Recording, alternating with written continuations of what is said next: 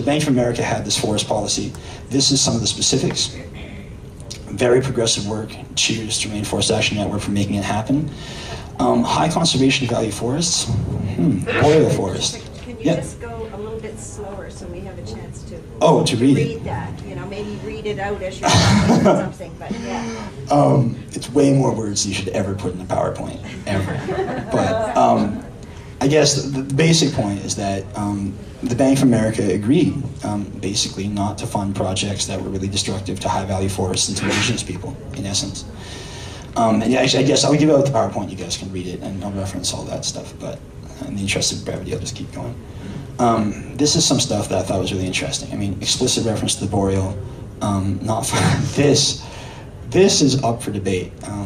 We might have signed Treaty 8, but there's a big implementation issue 110 years later. I mean, you saw the scale of development, all that stuff, and the point was land's taken up from time to time. And that is a lot of land taken up a lot of the time. So we had issues with that, but yeah. So what we did is the Dogwood Initiative got a hold of the Rainforest Action Network, who in turn got a hold of the Global Forest Watch, which is the mapping arm of the World Resources Institute. I'm not sure if anyone in here is from there, but this, right here, this edge, boreal Canada, boreal forest. These intact forest landscapes and forest landscape fragments, this is the development, this is their tenure.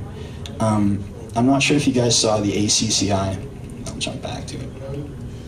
So this space, this critical area, as I said, like home, and the development is right here. And for us, that's a high-risk development. Like, we have to engage with it, which is why I had permission to go outside and just contact anybody to help me.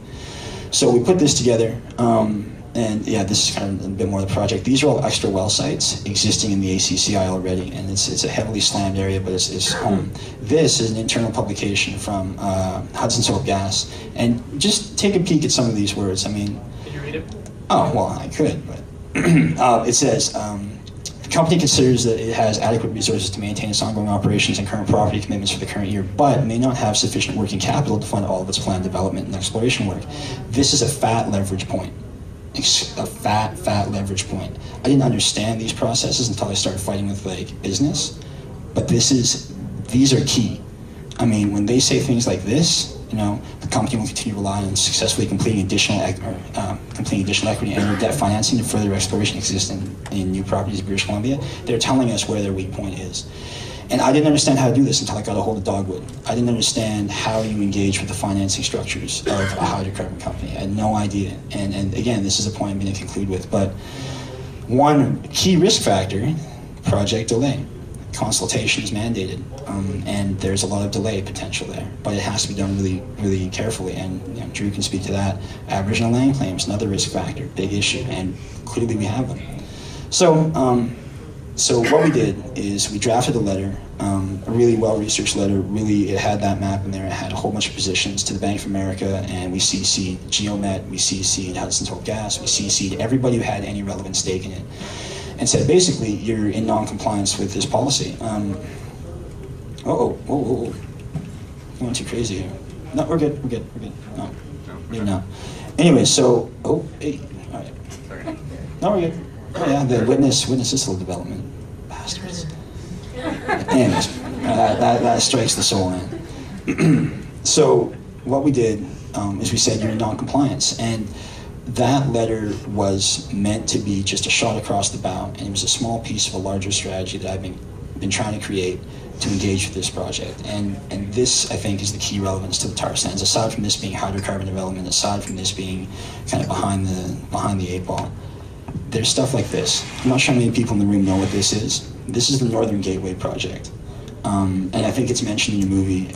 Drew's well aware of it. A lot of people in this room, I think, are well aware of it. This is a piece of the tar sands. This is a piece of the Western Canadian Sedimentary Basin going all over the world. And it's a big one for us, obviously, because that's home. And we have a lot of linear development here. And linear development's a big issue. And there's 27 nations on this line. It's a huge issue. So what I want to conclude with, there we go, some general and specific points. We failed in the end. My chief and counsel, for whatever reason, and it's their prerogative, chose not to send a letter, chose not to proceed with the media engagement strategy, chose not to pursue litigation, chose not to do anything. And that is the prerogative of leadership. I'm a young man. It's not for me to say where my nation should spend its resources. But out of the process, out of the work, I think there's some really important conclusions. The first is that I networked with Dogwood, and they told me about work being done by Rainforest Action Network that was originally intended to help Indigenous people in South America. And that work had relevance in the boreal. And I think that's a key point, because had I not known, there's no way I would have known about that until I contacted Dogwood.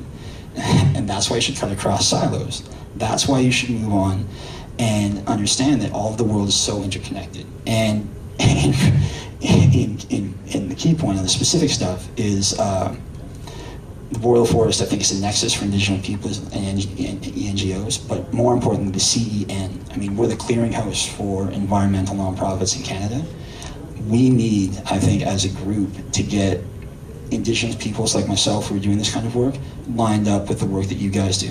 And we need to teach my peoples in the massive, crazy consultation game that we were involved in. 6,000 referrals a year, 23 active EAs, 3 people, only 1 university trained.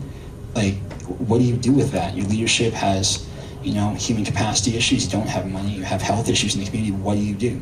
We rely upon the ingenuity that you guys have in this room, and we work together, from my perspective. And I think that's kind of how I wanted to end this, that we failed in this fight.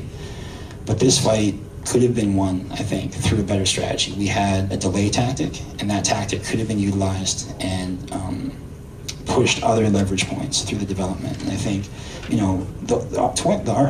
the tar sands, like everything else on Earth, are interconnected to other things like Northern Gateway, like sources of aggregate to build the roads, like frack mud, like all kinds of stuff. And so we have to be really tactical and strategic from our perspective. And in this small case study, you see us trying to do that. You saw us trying to create something that would allow us to engage. And we failed in the end, but I think there's still a lesson there that CEN has a lot of potential to help all of us. And the CEN, it's incumbent upon us. I can't stress that enough. I think that we have so much potential to work with people like me and help make the few leverage points we have in major industrial development, especially in something like the tar sands that has so much money behind it.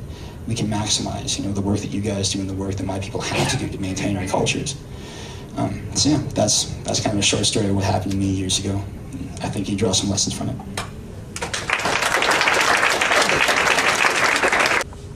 I think I'm actually, if we can put up my first page of my thing, and I'd probably just leave it there and just talk to the issue. So, my name is Drew Milden.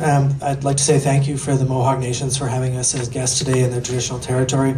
I'm a lawyer with a sort of mid-sized law firm in Victoria, BC. We only work for First Nations people. We do big Aboriginal rights and title cases. So rights and title cases are where there are no treaties. So we're sort of made our name in British Columbia doing that, but we do a number of treaty cases as well.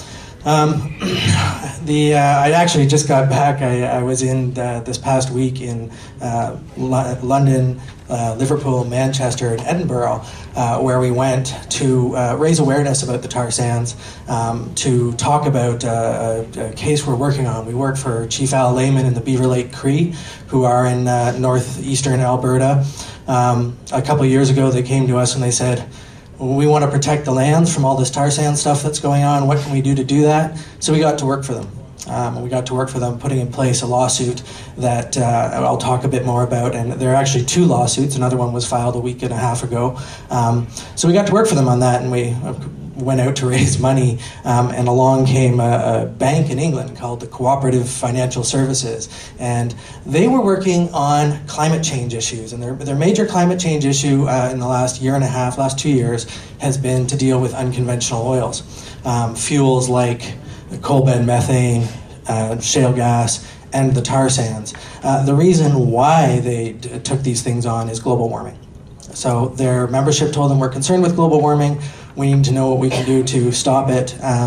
And I think I'm probably preaching to the converted here, that most of you have an idea about what the global warming impacts of the tar sands are, right? If everyone turned off their lights in the Western world and stopped driving their cars and made all the sacrifices that everyone in all of those countries in the world, Spain, England, everywhere else in the world, everyone makes those sacrifices, and the tar sands are fully developed till 2050, the tar sands are going to have enough GHG emissions and put enough carbon in the atmosphere to make all of those efforts meaningless.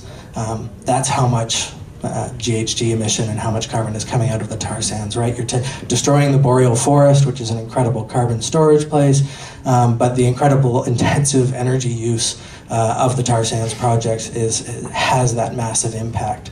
And Caleb spoke to some of the direct on-the-ground impacts, right? Water impacts, wildlife impacts. So for the Beaver Lake Cree, their concern was really how do we protect our lands and our rivers and streams where we have a treaty right? And for the Cooperative Bank in Europe and for the huge crowds of people that came out over the last 2 weeks or last week to hear us speak and to hear Chief Al Lehman speak, their concern is global warming. And so there's an incredible elision of circumstances here of these two sets of interests. And I'm going to speak to how and why the Indigenous treaty rights in the prairie are in fact the most powerful legal tool to stop the tar sands. So Chief Lehman came to us, he said, you know, what are you going to do?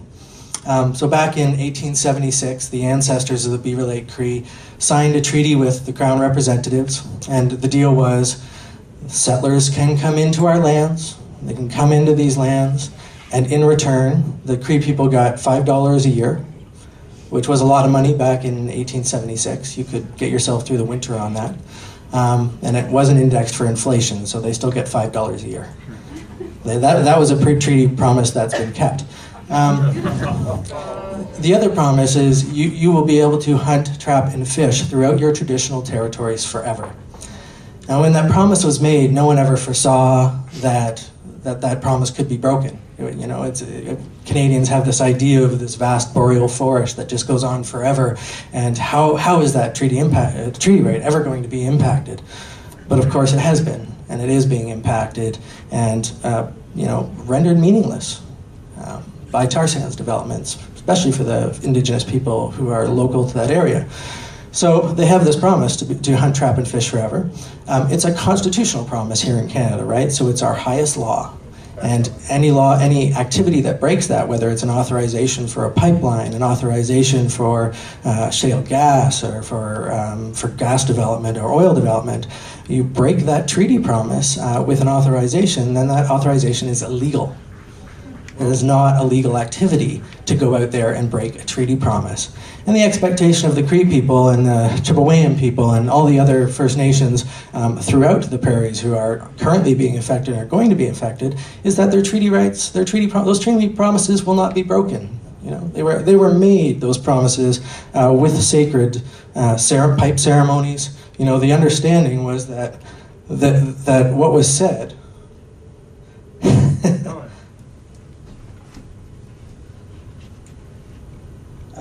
I should be pointing at the computer. That what was said would be kept. And I just want to take you to, this is one of those incredibly paternalistic, but Commissioner Morris said this to the Cree people at the signing of Treaty 6 in 1876. I see the Queen's counselors taking the Indian by the hand, saying, "We are brothers. We will lift you up. We will teach you if you will learn the cunning of the white man. All along the road, I see Indians gathering. I see gardens growing and houses building. I see them receiving money from the Queen's commissioners to purchase clothing for their children. At the same time, I see them enjoying their hunting and fishing as before.